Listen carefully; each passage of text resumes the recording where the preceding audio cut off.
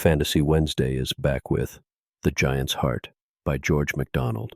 Big guy, no heart, big problem. There was once a giant who lived on the borders of Giantland, where it touched on the country of common people. Everything in Giantland was so big that the common people saw only a mass of awful mountains and clouds, and no living man had ever come from it, as far as anybody knew, to tell what he had seen in it. Somewhere near the borders, on the other side, by the edge of a great forest, lived a laborer with his wife and a great many children. One day Trixie Wee, as they called her, teased her brother Buffy Bob till he could not bear it any longer, and gave her a box on the ear.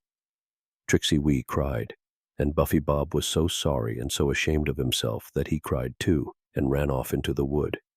He was so long gone that Trixie Wee began to be frightened, for she was very fond of her brother, and she was so distressed that she had first teased him and then cried, that at last she ran into the wood to look for him, though there was more chance of losing herself than of finding him, and, indeed, so it seemed likely to turn out. For, running on without looking, she at length found herself in a valley she knew nothing about. And no wonder, for what she thought was a valley with round, rocky sides was no other than the space between two of the roots of a great tree that grew on the borders of Giantland. She climbed over the side of it and went towards what she took for a black, round-topped mountain far away, but which she soon discovered to be close to her, and to be a hollow place so great that she could not tell what it was hollowed out of. Staring at it, she found that it was a doorway, and going nearer and staring harder, she saw the door, far in, with a knocker of iron upon it, a great many yards above her head, and as large as the anchor of a big ship. Now, nobody had ever been unkind to Trixie Wee, and therefore she was not afraid of anybody. For Buffy Bob's box on the ear she did not think worth considering, so spying a little hole at the bottom of the door which had been nibbled by some giant mouse, she crept through it and found herself in an enormous hall. She could not have seen the other end of it at all, except for the great fire that was burning there, diminished to a spark in the distance. Towards this fire she ran as fast as she could, and was not far from it when something fell before her with a great clatter, over which she tumbled and went rolling on the floor. She was not much hurt, however, and got up in a moment.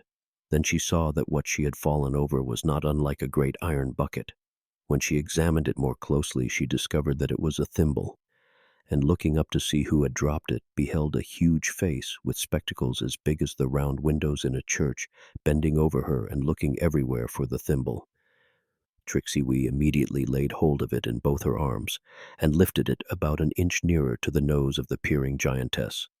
This movement made the old lady see where it was, and her finger popping into it, it vanished from the eyes of Trixie Wee, buried in the folds of a white stocking like a cloud in the sky which Mrs. Giant was busy darning.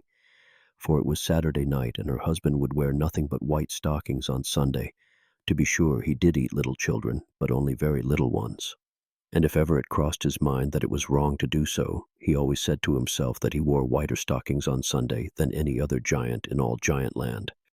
At the same instant Trixie Wee heard a sound like the wind in a tree full of leaves, and could not think what it could be, till, looking up, she found that it was the giantess whispering to her, and when she tried very hard, she could hear what she said well enough. "Run away, dear little girl," she said, "as fast as you can, for my husband will be home in a few minutes." "But I've never been naughty to your husband," said Trixie Wee, looking up in the giantess's face. "That doesn't matter. You had better go. He is fond of little children, particularly little girls." "Oh, then he won't hurt me." "I am not sure of that. He is so fond of them that he eats them up, and I am afraid he couldn't help hurting you a little. He's a very good man, though." "Oh, then," began Trixie Wee, feeling rather frightened. But before she could finish her sentence, she heard the sound of footsteps very far apart and very heavy. The next moment, who should come running towards her, full speed, and as pale as death, but Buffy Bob. She held out her arms, and he ran into them. But when she tried to kiss him, she only kissed the back of his head, for his white face and round eyes were turned to the door. "Run, children, run and hide," said the giantess. "Come, Buffy," said Trixie. "Yonder's a great break. We'll hide in it." The break was a big broom, and they had just got into the bristles of it when they heard the door open with a sound of thunder, and in stalked the giant. You would have thought you saw the whole earth through the door when he opened it, so wide was it. And when he closed it, it was like nightfall. "Where is that little boy?" he cried with a voice like the bellowing of a cannon. He looked a very nice boy indeed. I am almost sure he crept through the mouse hole at the bottom of the door. Where is he, my dear? "I don't know," answered the giantess. "But you know it is wicked to tell lies, don't you, my dear?" retorted the giant. "Now, you ridiculous old thunder thump," said his wife, with a smile as broad as the sea in the sun. "How can I mend your white stockings and look after little boys? You have got plenty to last you over Sunday, I am sure. Just look what good little boys they are." Tricksey Wee and Buffy Bob peered through the bristles and discovered a row of little boys, about a dozen, with very fat faces and goggle eyes, sitting before the fire and looking stupidly into it. Thunderthump intended the most of these for pickling and was feeding them well before salting them. Now and then, however, he could not keep his teeth off them and would eat one by the by without salt. He strode up to the wretched children. Now what made them very wretched indeed was that they knew if they could only keep from eating and grow thin, the giant would dislike them and turn them out to find their way home. But notwithstanding this, so greedy were they that they ate as much as ever they could hold. The giantess who fed them comforted herself with thinking that they were not real boys and girls, but only little pigs pretending to be boys and girls. "Now tell me the truth," cried the giant, bending his face down over them. They shook with terror, and everyone hoped it was somebody else the giant liked best. "Where is the little boy that ran into the hall just now? Whoever tells me a lie shall be instantly boiled."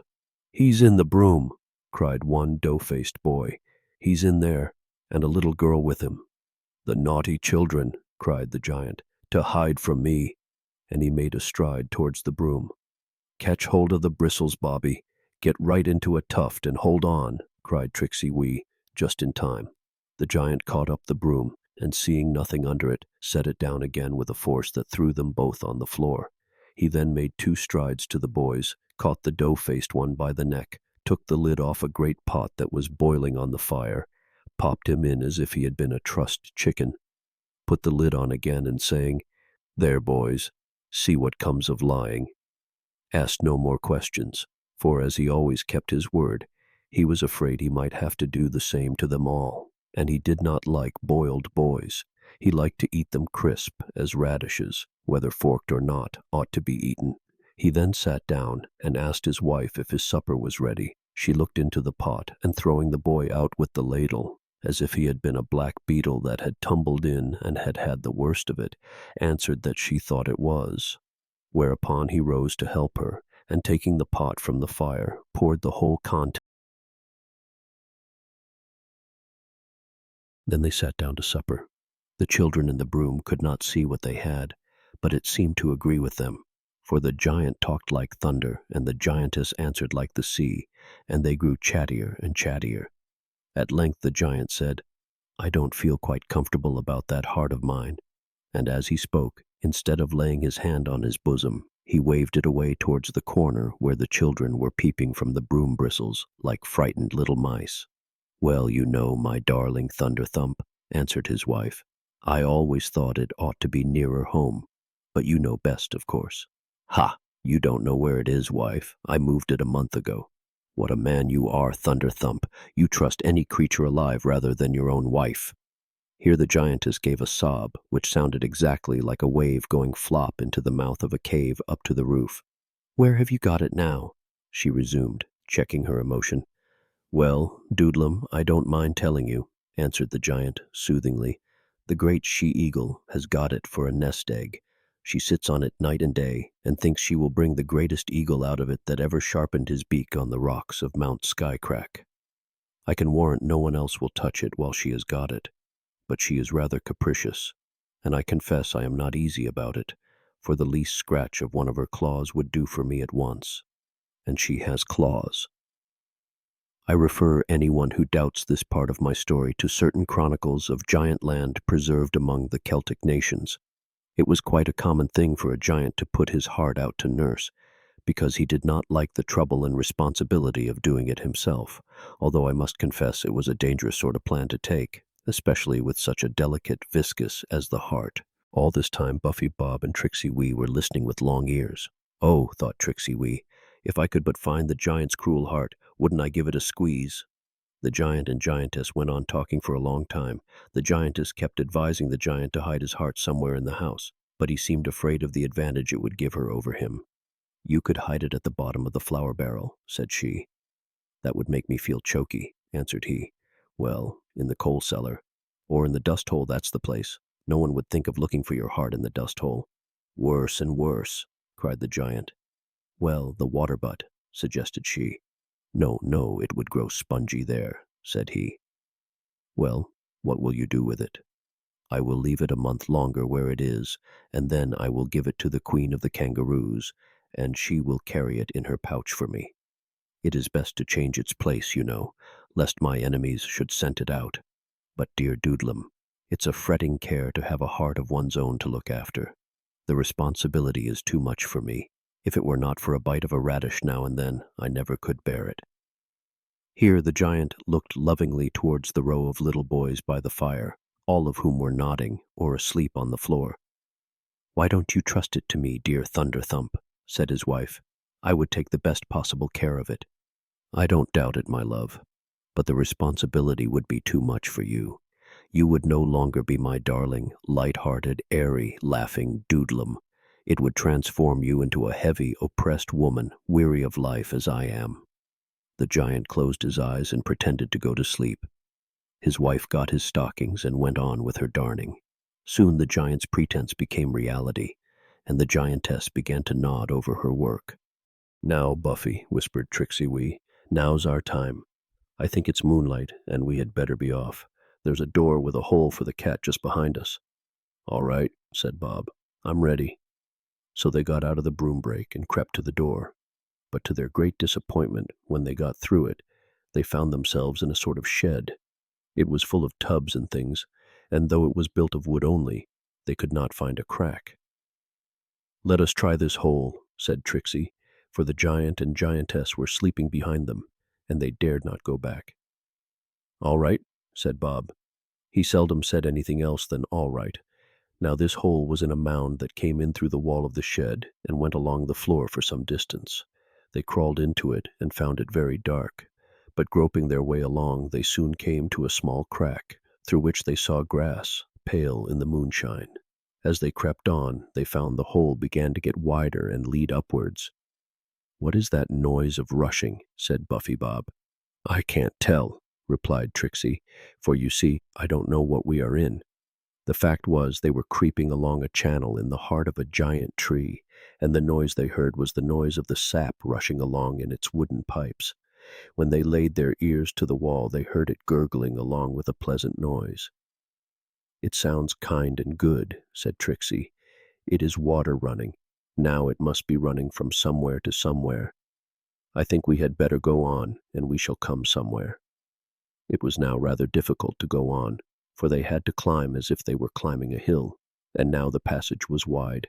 Nearly worn out, they saw a light overhead at last, and creeping through a crack into the open air, found themselves on the fork of a huge tree. A great, broad, uneven space lay around them, out of which spread boughs in every direction, the smallest of them as big as the biggest tree in the country of common people.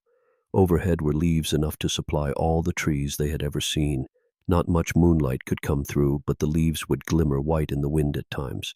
The tree was full of giant birds. Every now and then one would sweep through with a great noise, but except an occasional chirp, sounding like a shrill pipe in a great organ, they made no noise. All at once, an owl began to hoot. He thought he was singing. As soon as he began, other birds replied, making rare game of him. To their astonishment, the children found they could understand every word they sang, and what they sang was something like this: I will sing a song, I'm the owl. Sing a song, you sing-song ugly fowl. What will you sing about night in and day out? Sing about the night, I'm the owl. You could not see for the light, stupid fowl. Oh, the moon, and the dew, and the shadows, to-hoo! The owl spread out his silent, soft, sly wings, and lighting between Trixie Wee and Buffy Bob, nearly smothered them, closing up one under each wing. It was like being buried in a down bed.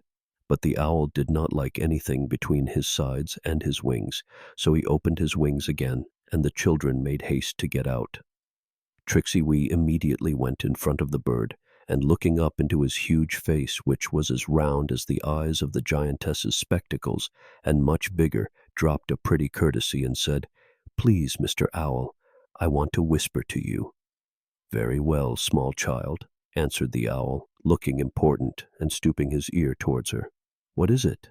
Please tell me where the eagle lives that sits on the giant's heart."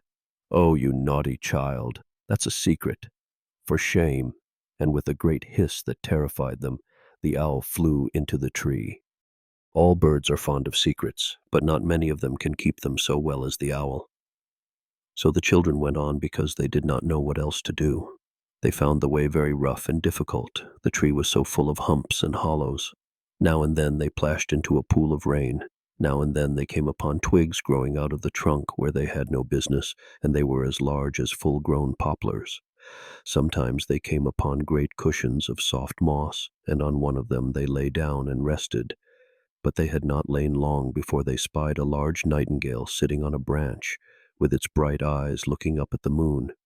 In a moment more he began to sing, and the birds about him began to reply, but in a very different tone from that in which they had replied to the owl. Oh, the birds did call the nightingale such pretty names.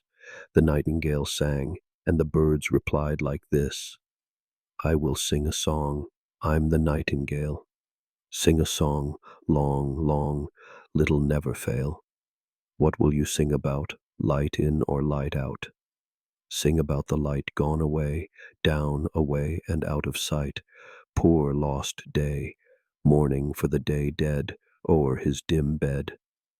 The nightingale sang so sweetly that the children would have fallen asleep but for fear of losing any of the song. When the nightingale stopped, they got up and wandered on. They did not know where they were going, but they thought it best to keep going on, because then they might come upon something or other. They were very sorry they had forgotten to ask the nightingale about the eagle's nest, but his music had put everything else out of their heads. They resolved, however, not to forget the next time they had a chance. So they went on and on till they were both tired, and Tricksey Wee said at last, trying to laugh, "I declare my legs feel just like a Dutch doll's." "Then here's the place to go to bed in," said Buffy Bob. They stood at the edge of a last year's nest, and looked down with delight into the round, mossy cave. Then they crept gently in, and lying down in each other's arms, found it so deep and warm and comfortable and soft that they were soon fast asleep. Now close beside them, in a hollow, was another nest, in which lay a lark and his wife, and the children were awakened very early in the morning by a dispute between Mr. and Mrs. Lark. "Let me up," said the lark. "It is not time," said the lark's wife. "It is," said the lark, rather rudely. "The darkness is quite thin. I can almost see my own beak." "Nonsense," said the lark's wife. "You know you came home yesterday morning quite worn out. You had to fly so very high before you saw him. I am sure he would not mind if you took it a little easier. Do be quiet, and go to sleep again."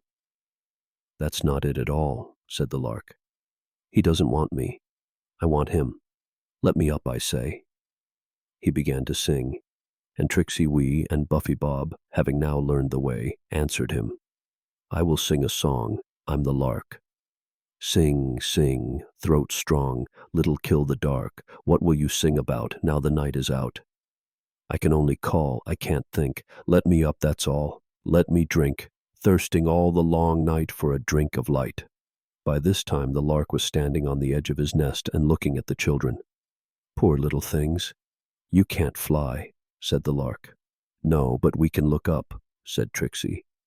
"Ah, you don't know what it is to see the very first of the sun. But we know what it is to wait till he comes. He's no worse for your seeing him first, is he?" "Oh, no, certainly not," answered the lark with condescension, and then, bursting into his jubilant, he sprang aloft, clapping his wings like a clock running down. "Tell us where," began Buffy Bob. But the lark was out of sight. His song was all that was left of him. That was everywhere, and he was nowhere. "Selfish bird," said Buffy. "It's all very well for larks to go hunting the sun, but they have no business to despise their neighbors, for all that." "Can I be of any use to you?" said a sweet bird voice out of the nest. This was the lark's wife, who stayed at home with the young larks while her husband went to church. "Oh, thank you, if you please," answered Tricksy Wee, and up popped a pretty brown head, and then up came a brown feathery body, and last of all came the slender legs onto the edge of the nest. There she turned, and looking down into the nest, from which came a whole litany of chirpings for breakfast, said, "Lie still, little ones." Then she turned to the children. "My husband is king of the larks," she said. Buffy Bob took off his cap, and Tricksy Wee courtesied very low.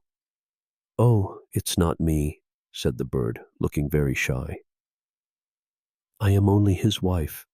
It's my husband." And she looked up after him into the sky, whence his song was still falling like a shower of musical hailstones. Perhaps she could see him. "He's a splendid bird," said Buffy Bob, "only you know he will get up a little too early." "Oh, no, he doesn't. It's only his way, you know. But tell me what I can do for you." "Tell us, please, Lady Lark, where the she-eagle lives that sits on Giant Thunderthump's heart." "Oh, that is a secret." "Did you promise not to tell?" "No, but larks ought to be discreet. They see more than other birds." "But you don't fly up high like your husband, do you?" "Not often, but it's no matter. I come to know things for all that." "Do tell me, and I will sing you a song," said Tricksy Wee. "Can you sing too?" "You have got no wings." "Yes, and I will sing you a song I learned the other day about a lark and his wife." "Please do," said the lark's wife. "Be quiet, children, and listen." Tricksy Wee was very glad she happened to know a song which would please the lark's wife, at least whatever the lark himself might have thought of it, if he had heard it. So she sang, "Good morrow, my lord. In the sky alone sang the lark as the sun ascended his throne. Shine on me, my lord, I only am come of all your servants to welcome you home. I have flown a whole hour, right up, I swear, to catch the first shine of your golden hair." "Must I thank you then," said the king, "Sir Lark, for flying so high and hating the dark? You ask a full cup for half a thirst. Half is love of me and half love to be first. There's many a bird that makes no haste, but waits till I come. That's as much to my taste." And the king hid his head in a turban of cloud, and the lark stopped singing, quite vexed and cowed. But he flew up higher, and thought, "Anon, the wrath of the king will be over and gone, and his crown, shining out of its cloudy fold, will change my brown feathers to a glory of gold." So he flew, with the strength of a lark he flew, but as he rose the cloud rose too, and not a gleam of the golden hair came through the depth of the misty air, till, weary with flying, with sighing sore, the strong sun-seeker could do no more. His wings had had no chrism of gold, and his feathers felt withered and worn and old, so he quivered and sank and dropped like a stone. And there on his nest, where he left her, alone, sat his little wife on her little eggs, keeping them warm with wings and legs. Did I say alone? No such thing. Full in her face was shining the king. "Welcome, Sir Lark. You look tired," said he. "Up is not always the best way to me. While you have been singing so high and away, I've been shining to your little wife all day." He had set his crown all about the nest, and out of the midst shone her little brown breast, and so glorious was she in russet gold, that for wonder and awe Sir Lark grew cold. He popped his head under her wing, and lay as still as a stone till the king was away. As soon as Tricksy Wee had finished her song, the lark's wife began a low, sweet, modest little song of her own, and after she had piped away for 2 or 3 minutes, she said, "You dear children, what can I do for you?" "Tell us where the she-eagle lives, please," said Tricksy Wee. "Well, I don't think there can be much harm in telling such wise, good children," said Lady Lark.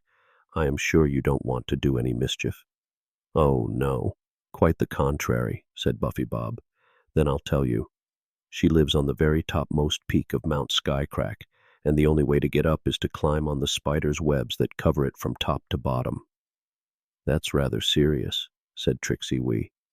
"But you don't want to go up, you foolish little thing. You can't go, and what do you want to go up for?" That is a secret, said Trixie Wee. Well, it's no business of mine, rejoined Lady Lark, a little offended, and quite vexed that she had told them. So she flew away to find some breakfast for her little ones, who by this time were chirping very impatiently. The children looked at each other, joined hands, and walked off. In a minute more the sun was up, and they soon reached the outside of the tree. The bark was so knobby and rough, and full of twigs that they managed to get down, though not without great difficulty. Then, far away to the north, they saw a huge peak like the spire of a church, going right up into the sky. They thought this must be Mount Skycrack, and turned their faces towards it. As they went on, they saw a giant or two now and then striding about the fields or through the woods, but they kept out of their way. Nor were they in much danger, for it was only one or two of the border giants that were so very fond of children. At last they came to the foot of Mount Skycrack. It stood in a plain alone, and shot right up, I don't know how many thousand feet, into the air, a long, narrow, spear-like mountain. The whole face of it, from top to bottom, was covered with a network of spider webs, the threads of various sizes, from that of silk to that of whipcord. The webs shook and quivered and waved in the sun, glittering like silver. All about ran huge, greedy spiders, catching huge, silly flies and devouring them. Here they sat down to consider what could be done. The spiders did not heed them, but ate away at the flies. Now, at the foot of the mountain, and all round it, was a ring of water, not very broad, but very deep. As they sat watching them, one of the spiders, whose web was woven across this water, somehow or other lost his hold and fell in on his back.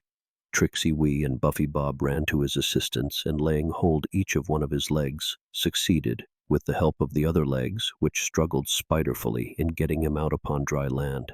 As soon as he had shaken himself and dried himself a little, the spider turned to the children, saying, "And now, what can I do for you?" "Tell us, please," said they, "how we can get up the mountain to the she-eagle's nest." "Nothing is easier," answered the spider. "Just run up there and tell them all I sent you, and nobody will mind you."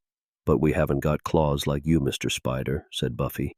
"Ah, no more you have, poor unprovided creatures. Still, I think we can manage it. Come home with me." "You won't eat us, will you?" said Buffy. "My dear child," answered the spider in a tone of injured dignity, "I eat nothing but what is mischievous or useless. You have helped me, and now I will help you." The children rose at once, and climbing as well as they could, reached the spider's nest in the center of the web. Nor did they find it very difficult, for whenever too great a gap came, the spider, spinning a strong cord, stretched it just where they would have chosen to put their feet next. He left them in his nest, after bringing them 2 enormous honey bags, taken from bees that he had caught. But presently about 6 of the wisest of the spiders came back with him. It was rather horrible to look up and see them all round the mouth of the nest, looking down on them in contemplation, as if wondering whether they would be nice eating. At length one of them said, "Tell us truly what you want with the eagle, and we will try to help you." Then Trixie Wee told them that there was a giant on the borders who treated little children no better than radishes, and that they had narrowly escaped being eaten by him. That they had found out that the great she-eagle of Mount Skycrack was at present sitting on his heart, and that, if they could only get hold of the heart, they would soon teach the giant better behavior. "But," said their host, "if you get at the heart of the giant, you will find it as large as one of your elephants. What can you do with it?"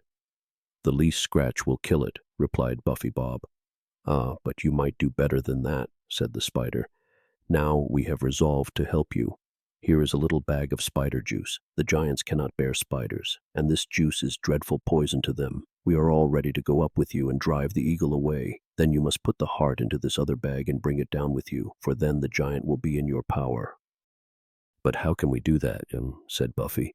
"The bag is not much bigger than a pudding bag, but it is as large as you will be able to carry."